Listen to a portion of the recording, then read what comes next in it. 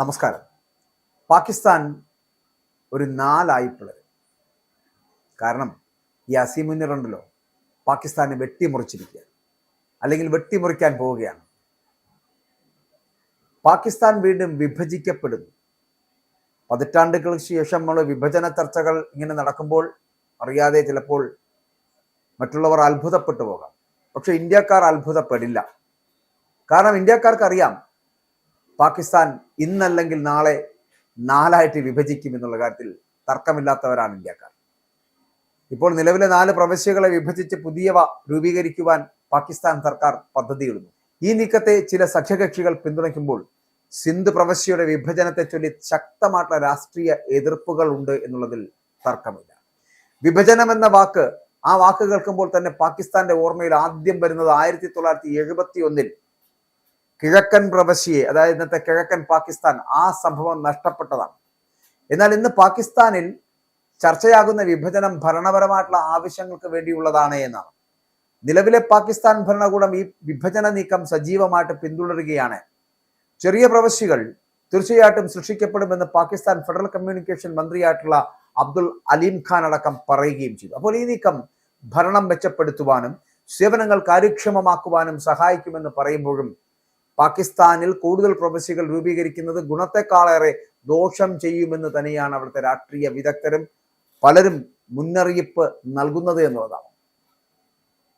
ഇവിടെ field marshal Azeem Muneer, പ്രധാനമന്ത്രി ഷഹബാസ് ഷെരീഫ് എന്നിവരുടെയൊക്കെ സഖ്യ സർക്കാർ ബലൂചിസ്ഥാൻ, ഖൈബർ പക്തൂൺഖ എന്നീ പ്രവിശ്യകളിൽ നിന്നുള്ള ശക്തമായിട്ടുള്ള സ്വാതന്ത്ര്യവാദം ഉൾപ്പെടെയുള്ള കടുത്ത എതിർപ്പുകൾ നേരിടുന്നതിനിടെയാണ് ഈ ഭരണപരമായിട്ടുള്ള വിഭജന നീക്കം വരുന്നത് എന്നുള്ളതാണ്. ഭരണപരമായിട്ടുള്ള നിയന്ത്രണം ശക്തിപ്പെടുത്തുവാനും ഒപ്പം തന്നെ പൗരന്മാർക്ക് മെച്ചപ്പെട്ട സേവനങ്ങൾ നൽകുവാനും ഈ നീക്കം സഹായിക്കുമെന്ന് ഇസ്തഹാം ഈ പാകിസ്ഥാൻ പാർട്ടി നേതാവ് കൂടിയായിട്ടുള്ള അബ്ദുൽ അലീം ഖാൻ പറയുന്നുണ്ട്. നിലവിലുള്ള സിന്ധ്, പഞ്ചാബ്, ബലൂചിസ്ഥാൻ, ഖൈബർ പക്തൂൺഖ എന്നീ ഓരോ പ്രവിശ്യകളിൽ നിന്നും 3 പ്രവിശ്യകൾ വീതം സൃഷ്ടിക്കുവാനാണ് പദ്ധതി. പാകിസ്ഥാന് ചുറ്റുമുള്ള എല്ലാ അയൽ രാജ്യങ്ങൾക്കും നിരവധി ചെറിയ പ്രവിശ്യകൾ ഉണ്ട് എന്നുള്ളതാണ് പ്രത്യേകത എന്ന് അവർ പറയുമ്പോഴും അങ്ങനെ വെട്ടിമുറിക്കുവാൻ താല്പര്യം പ്രകടിപ്പിക്കുന്നതാണോ ഇത് എന്ന് ചിന്തിക്കേണ്ടിയിരിക്കുന്നു. കാരണം ഞാൻ ആദ്യം സൂചിപ്പിച്ച പോലെ ഈ ഖൈബർ പക്തൂൺഖായിലും ബലൂചിസ്ഥാനിലും എപ്പോൾ വേണമെങ്കിലും വിപ്ലവം പൊട്ടിപ്പുറപ്പാം. ബലൂചിസ്ഥാൻ സ്വാതന്ത്ര്യം പ്രഖ്യാപിക്കാൻ കാത്തു നിൽക്കുന്നു. അതുപോലെ തന്നെയാണ് ഖൈബർ പക്തൂൺഖായും. ഇവിടെയെല്ലാം അവിടുത്തെ ജനങ്ങൾ ഈ പാകിസ്ഥാൻ ഭരണത്തോട് അസഹിഷ്ണുത കാണിച്ചു തുടങ്ങിയിരിക്കുന്നു, അസംതൃപ്തി കാണിച്ചു തുടങ്ങിയിരിക്കുന്നു, അതൃപ്തി കാണിച്ചു തുടങ്ങിയിരിക്കുന്നു. അതിന്റെ സൂചനകൾ അവിടെ വരുന്നുണ്ട്. എപ്പോൾ വേണമെങ്കിലും അത്തരത്തിലൊരു വിപ്ലവം പൊട്ടിപ്പുറപ്പെടാം. ബലൂചിസ്ഥാന് സ്വാതന്ത്ര്യ പ്രഖ്യാപനം നടത്താം. ഖൈബർ പക്തൂൺഖായും അത്തരത്തിലൊരു വേദിയായി തീരുമെന്നുള്ള കാര്യത്തിൽ തർക്കവുമില്ല, സംശയവുമില്ല. ഇവിടെ പ്രധാനമന്ത്രി ഷഹബാസ് ഷെരീഫിന്റെ സിവിലിയൻ സർക്കാരിന്റെ ഭാഗമാണ് അബ്ദുൽ അലീം ഖാന്റെ പാർട്ടിയായിട്ടുള്ള IPP എങ്കിലും ഈ സർക്കാരിലെ ഒരു പ്രധാന കക്ഷിയായിട്ടുള്ള ബിലാവൽ ഭുട്ടോ സർദാരിയുടെ പാകിസ്ഥാനി പീപ്പിൾസ് പാർട്ടി, അവര് പക്ഷേ ഈ സിന്ധ് പ്രവിശ്യയുടെ വിഭജനത്തെ പരമ്പരാഗതമായിട്ട് എതിർക്കുന്ന ഒരു പാർട്ടിയാണ്. സിന്ധ് പ്രവിശ്യയെ വിഭജിക്കാനോ അല്ലെങ്കിൽ 3ആയിട്ട് തിരിക്കുവാനോ ഉള്ള ഒരു നീക്കവും തങ്ങളുടെ പാർട്ടി അംഗീകരിക്കില്ല എന്ന് തന്നെയാണ് അവരുടെ നേതാക്കൾ പറയുന്നത്.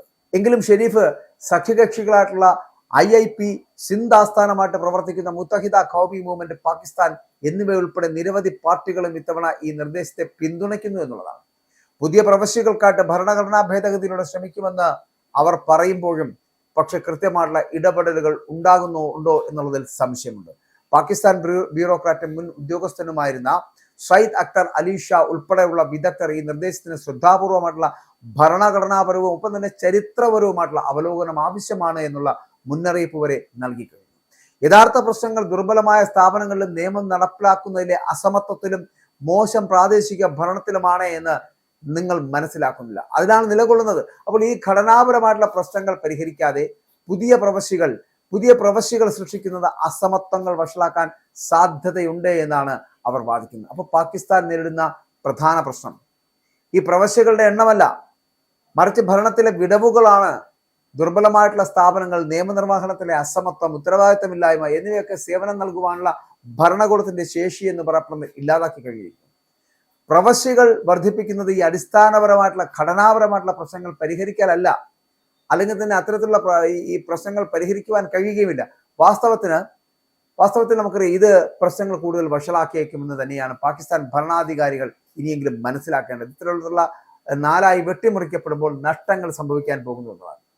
എന്നാൽ നമ്മൾ മനസ്സിലാക്കേണ്ട മറ്റൊരു കാര്യം, പാകിസ്ഥാന്റെ ഏറ്റവും വലിയ പ്രതിസന്ധി എന്ന് പറയുന്നത് അസീം മുനീറിനെ ചരിത്രത്തിലെ ആദ്യത്തെ ചീഫ് ഓഫ് ഡിഫൻസ് ഫോഴ്സായി നിയമിച്ചതാണ്. Chief of the army staff, chief of defence force എന്നീ പദവികളിലേക്ക് അസീം മുനീറിനെ നിയമിക്കുവാനുള്ള പാകിസ്ഥാൻ പ്രധാനമന്ത്രി ഷഹ്ബാസ് ഷെരീഫിന്റെ നിർദ്ദേശം പ്രസിഡന്റ് ആസിഫ് സർദാരി അംഗീകരിച്ചിരിക്കുന്നു. ഇതാണ് സത്യത്തിൽ പാകിസ്ഥാന്റെ യഥാർത്ഥ പ്രശ്നം എന്ന് പറയുന്നത്. ആരാണ്? അസീം മുനീർ. പാകിസ്ഥാന്റെ 3 സേനാ വിഭാഗങ്ങളെ നിയന്ത്രിക്കുന്ന പദവിയിൽ അസീം മുനീറിന് 5 വർഷം തുടരാനുള്ള അവസരമാണിതാ ഇതോടുകൂടി ഇപ്പോൾ വഴി തുറന്നിരിക്കുന്നത് എന്നുള്ളതാണ്. പാകിസ്ഥാന്റെ കര, വ്യോമ, നാവിക സേനാ വിഭാഗങ്ങളുടെ സംയുക്ത മേധാവി എന്നതിന് പുറമെ പാകിസ്ഥാന്റെ നാഷണൽ സ്ട്രാറ്റജിക് കമാൻഡിന്റെ മേൽനോട്ട ചുമതലയും ഈ അസീം മുനീറിൽ നിക്ഷിപ്തമാവുകയാണ്. പാകിസ്ഥാന്റെ ആണവായുധങ്ങളെയും മിസൈൽ സംവിധാനങ്ങളെയും നിയന്ത്രിക്കുന്ന നാഷണൽ സ്ട്രാറ്റജിക് കമാൻഡിന്റെ ചുമതല കൂടി കൈവരുന്നതോടെ രാജ്യത്തെ ഏറ്റവും ശക്തനായ സൈനിക ഉദ്യോഗസ്ഥനായിട്ട് കൂടി മാറുകയാണ് അസീം മുനീർ. അപ്പോ പുതിയ നിയമനത്തോടെ പാകിസ്ഥാൻ പ്രസിഡന്റിന് ലഭിക്കുന്ന നിയമപരമായിട്ടുള്ള പരിരക്ഷയും അസീം മുനീറിന് ലഭിക്കാൻ പോകുന്നു. പാകിസ്ഥാൻ പ്രസിഡന്റിനെ പോലെ ഏതെങ്കിലും തരത്തിലുള്ള നിയമപരമായിട്ടുള്ള പ്രോസിക്യൂഷനിൽ നിന്നും ഫീൽഡ് മാർഷലിനും ആജീവനാന്തകാല പരിരക്ഷ ലഭിക്കാൻ പോകുന്നു. വ്യോമ, നാവികസേന തലവന്മാർക്കും ഈ പരിരക്ഷ ബാധകമാക്കിയിട്ടുണ്ട്. പുതിയ നിയമ ഭേദഗതിയോടെ ചീഫ് ഓഫ് ഡിഫൻസ് ഫോഴ്സിന് vice chief of army staff പോസ്റ്റിലേക്കുള്ള നിയമനം, ആ നിയമനത്തിന് നാമനിർദ്ദേശം നടത്തുവാനുള്ള അധികാരം കൂടി ഇപ്പോൾ ആർക്ക് കിട്ടുന്നു? അസീം മുനീറിന്. നേരത്തെ ഈ അധികാരമൊക്കെ സർക്കാരിനുള്ളതായിരുന്നു. അതാണ് ഇപ്പോൾ അസീം മുനീറിലേക്ക് നിക്ഷിപ്തമാകുന്നത് എന്നുള്ളതാണ്. പ്രാദേശിക തലത്തിലേക്ക് അധികാര വികേന്ദ്രീകരണം നടത്താത്തതാണ് വലിയ പ്രവശ്യകളെക്കാൾ വലിയ പ്രശ്നം എന്നുള്ളത് മനസ്സിലാക്കുക. നിലവിലുള്ള ഭരണവിഭാഗങ്ങൾക്ക് കൂടുതൽ അധികാരം നൽകുന്നതിലും ഭരണഘടന അനുശാസിക്കുന്ന പ്രാദേശിക സർക്കാരുകളെ ശക്തിപ്പെടുത്തുന്നതിലും ശ്രദ്ധ കേന്ദ്രീകരിക്കേണ്ടതാണ്. പക്ഷേ ഈ യുദ്ധക്കൊതിയനായിട്ടുള്ള അസീം മുനീർ ഇന്ത്യക്കെതിരെ യുദ്ധം ചെയ്യാൻ ആഗ്രഹിച്ചുകൊണ്ടേയിരിക്കുന്നു, കൊതിച്ചുകൊണ്ടേയിരിക്കുന്നു. പക്ഷെ ഒരു കാര്യം മറക്കരുത്, ആ നിന്റെ യുദ്ധം അതായിരിക്കും ആ രാജ്യത്തിന്റെ അവസാനത്തിലേക്ക് കൊണ്ടെത്തിക്കുന്നത് എന്ന കാര്യത്തിൽ തർക്കമില്ല കേട്ടോ. പാകിസ്ഥാനിലെ ഭൂരിപക്ഷം വരുന്ന ജനം പാകിസ്ഥാനി സർക്കാരിനെ വെറുത്തു തുടങ്ങിയിരിക്കുകയാണ്. അവർക്ക് ഈ യുദ്ധമൊന്നും ആവശ്യമില്ല. മനസമാധാനത്തോടെ ഉറങ്ങുവാനുള്ള ഒരു കാലാവസ്ഥ ഉണ്ടാക്കുവാൻ ഈ സർക്കാരിന് കഴിയില്ല എങ്കിൽ അവർ തന്നെ പാകിസ്ഥാൻ എന്ന ഈ രാജ്യത്തെ വെട്ടിമുറിച്ച് നാലാക്കുമെന്നുള്ള കാര്യത്തിൽ സംശയമില്ല.